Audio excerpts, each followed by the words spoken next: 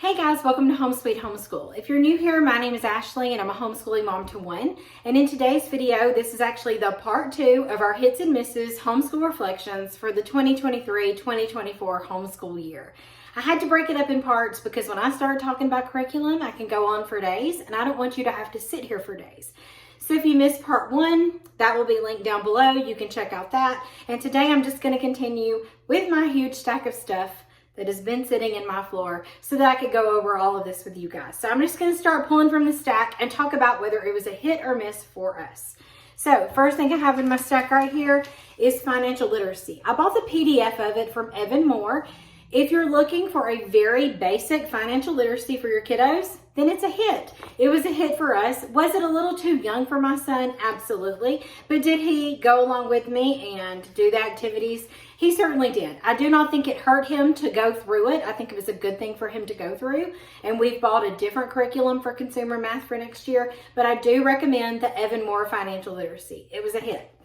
Okay, I'm going to stick this over here in my already talked about pile. All right, next, our Bible. If you know anything about me, you know that we loved Not Consumed. That's one of my favorite booths that teach them diligently, and we love these Bible studies. Now, I want to say we only made it through 2. We were not hitting them as often as I'm going to this next year. We've actually already started one for summer, and we're just going to keep going. I love these. I always buy the youth version for him. We actually do them together. You can do them independently, but he likes to do things together, and I like to get into the Bible with him. So I love these. These are always a hit, and I will always recommend the Bible studies from Not Consumed. This was Navigating Friendships, which is a really good one for those tweens and teens that are coming into that troublesome friendship time. They have some really good friends, but then there's just, it's good things to talk about. So I can't remember the one that we started with, but this is the one we just finished. So I highly recommend them. All right, next. This was the ultimate hit, and I only have one to show you because I think I've sold all the other ones already. So this year we did the U.S. History mini units from Gather Around Homeschool. If you are looking for U.S. History, I highly recommend those. You know we love Gather Around. They hold a special place in my heart because we used them for so many years. And I knew for high school that's exactly what I wanted to use for U.S. History. And so I just bought, most of them I bought off of the Gather Around buy sell trade, not buy sell trade, you can't trade. I don't think you can trade. It's a buy sell group for Gather Around. That's where I got most of the teacher's guides. And then I would either purchase the student notebook from them like digitally, or we just didn't do it and we would notebook. But U.S. History from Gather Around was a hit. We loved it. Now, we did love some of the units better than the other ones. My favorite one was Unit 2, and then my son really liked Unit 4 because that's the one that covered World War II, and that's the time period that he really likes. The Unit 2 was more of like Founding Fathers and all those things. And so it's not to say that the other ones weren't interesting. We like them all, but we've actually only went through 5. We need to do 6. And if you watch my curriculum picks for next year, we are going to do 6 next year so we can finish out the whole series. We just ran out of time. We didn't have time to do them all. So this is U.S. History 5, A New Era. If you don't know anything about it, these are mini units, but they still have 20 lessons packed with information. You definitely need to be on the app because the app is going to have links to videos and websites and other books you can read and all those wonderful things. We love this history and I highly, highly recommend it. They do come with a student notebook, and in the mini units, they are going to have 2 pages. So if you've only done full units from Gather Around, the mini units have 2 pages, which is perfect if you're just using this for history. You have a notebooking page, and then you will have, like this one had a timeline.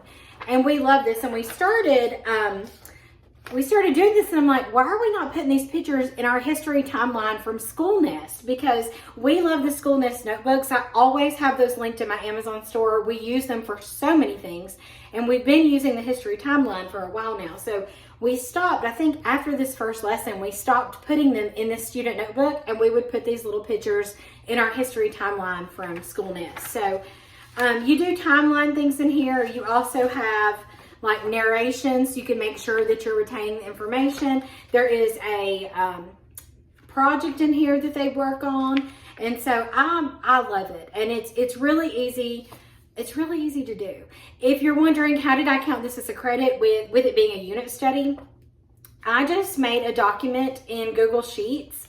And so I would just keep track of how much time it took us to do the teacher's guide, and then how much time it took him to do the 2 sheets. And I would just log the time.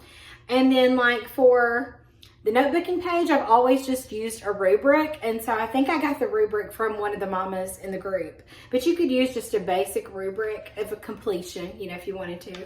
And then you could also grade the narration. I'd used like a test grade, because if there's 10 problems and he missed one, then he would have made a 90, you know, things like that. So you can use these as quiz grades too. And so I just input it into that sheet. And by the time we've done 5, we are like way close to meeting our goal. Like we're so close that it's not going to take much of unit 6 to make us hit that mark of, you know, however many hours you need, you know, to get a credit.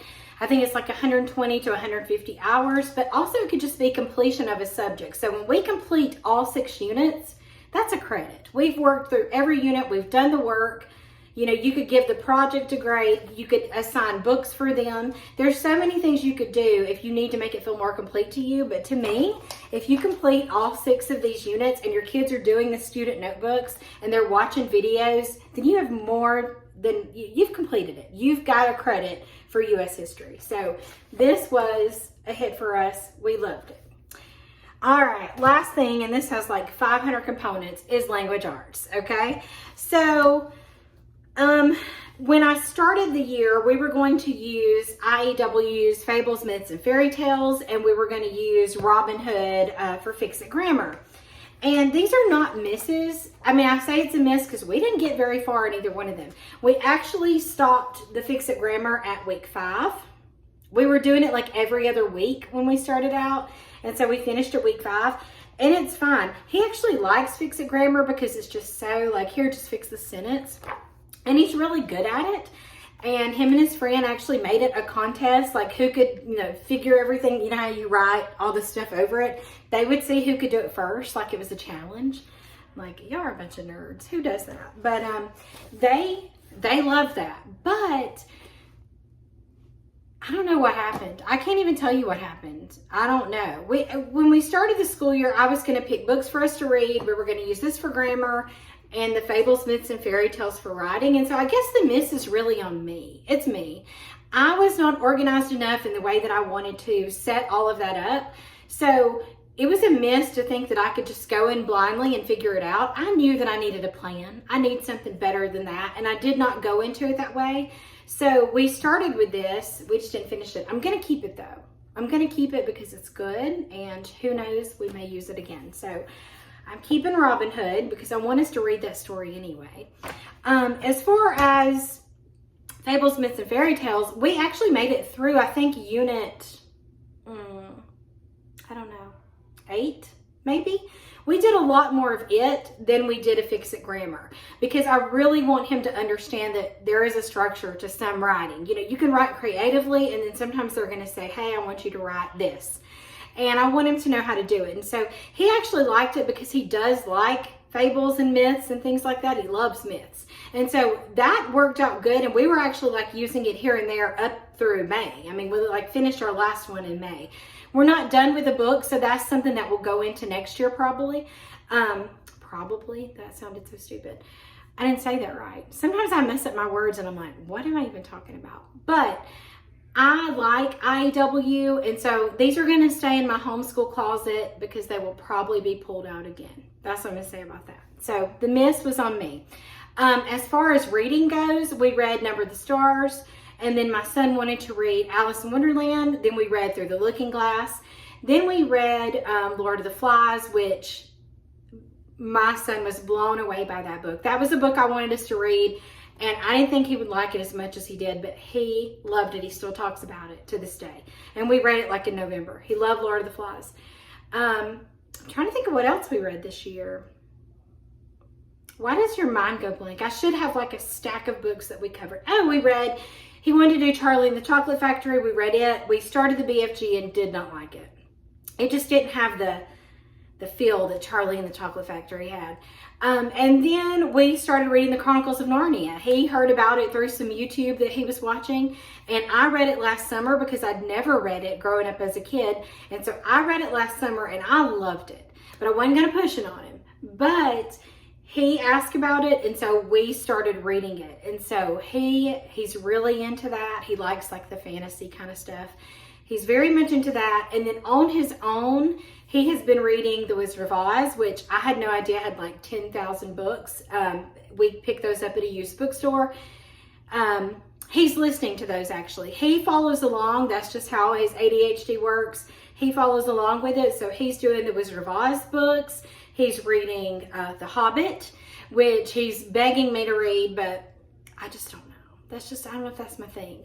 He's reading that on his own. He has started Frankenstein only because the girl at karate that he really likes, she likes Frankenstein and she recommended it to him. So he's got a bunch of stuff going. He's like me. We have a bunch of books going and we just kind of pick from whatever, whatever we feel like reading that day. So he's getting in a lot of reading. It just wasn't like, I didn't have a good plan at the beginning of the year, okay? So that's my part. That's the fault of me. That's why language arts didn't work out so well at the beginning of the year. But something that was a hit, that has never been a hit in the past, was The Good and the Beautiful. I've tried this for years and years because I do like it. I think it's a simply fine curriculum. I know a lot of people hate on it for a ton of reasons, but I think it is a very solid curriculum, and so we really like it. I chose level 7 instead of the book studies because it said you could use level 7 to do for 9th grade, and it worked out fabulously. Now, were the stories books that my son would normally go and pick? No, but that's okay because sometimes we're assigned books that we may not like, and sometimes you don't know you're going to like it until you actually read it. So the reading was fine. It's not my son's favorite. He's going to tell you it's not his favorite. He doesn't like poetry memorization, but he does it. And I especially liked the sentence dictation. That was my favorite part, to see him grow in that and to help him with the spelling and things like that, and to see what he already knew was so great. I love the spelling dictation. One of the things he absolutely hates from it though, and he would definitely call it a miss, he hates sentence diagramming. And I totally get it. Like once you learn how to do it, I don't know why you have to keep doing it. So I would always make him do every single one on the page, because if you can do it with like 1 or 2 sentences, you can do it. And never in your life ever are you going to have to do that at your job. But we did do it. I'd make him do a couple on the page. That's probably the part he hates the most. But overall, this was a win. In this one, you have your course book, and then you have I was like, why is there 2? Your level 7 favorite classics readers. The reason why we have 2 is because he likes for me to read aloud and he follows along, and that's just how he comprehends better. That's something he's found out works for him. So if you have a child with ADHD, it might be good for you to buy 2 copies of the books, and that way you can sit and read with them, or you can let them listen. You can find someone reading it. We always look, now of course this is not going to be on YouTube, but for some of the books that he likes to read, he can find somebody reading it on YouTube and he can follow along. But I love the fact that he can look at it, he can see the words, he can hear the vocabulary. So that's why I bought that. You also have the course companion, and the course companion is going to have like their states and capital memorization, which he did perfectly fine on. Their poetry memorization. He had like this quick reference guide. So sometimes it would say, go to your course companion if you need to. And you can review like prepositions, or it might have capitalization rules or comma rules. And so there were times we would have to go like gerunds. Y'all, I went through 12th grade, went through college. I've never heard of a gerund until I was teaching him this past year. And then now, like when I read books, I'm like, that was a gerund. We were reading, I think we were reading Treasure Island the other day, and there was a gerund. And I'm like, thanks to The Good and the Beautiful, now I know what a gerund is. Then you have extra course readings that are in here. So there'll be a time that they'll say, okay, go read about, in your course companion, connecting with nature, or there might be something about one of the authors or things like that. And then you also have your challenging word practice that we would pull out. So I would do different things each time to know which ones he had gotten and which ones we needed to work on. So we got through both of those. And then the back part is sentence dictation, and it does tell you like how to do it. And I would usually get him, sometimes I would just get him to do it on the whiteboard. So we would go over like the rule and stuff up here at the top to make sure that he understood what I was going to be looking for.